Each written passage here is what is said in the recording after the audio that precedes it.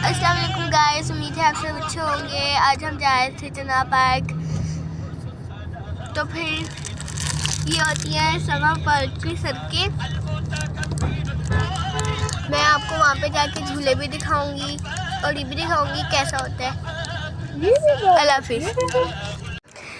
ये देखिए जना पार्क और यहाँ पे सारे झूले हैं।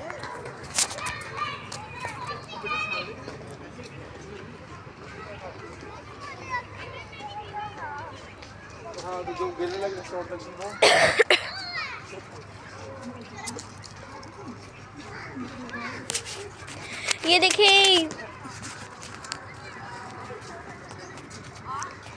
ये पूरा जना पार्क है।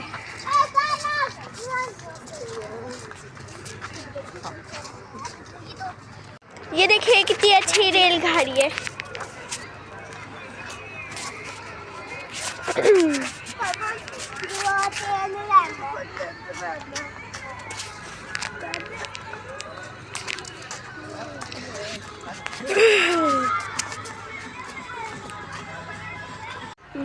ये देखिए इतना सदियों पुराना ये दरख्त होता है, अभी भी वो है।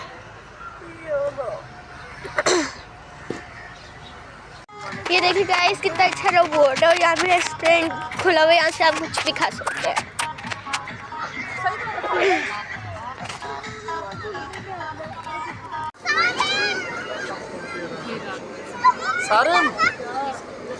सारे इधर आ जाओ बेटे, सारे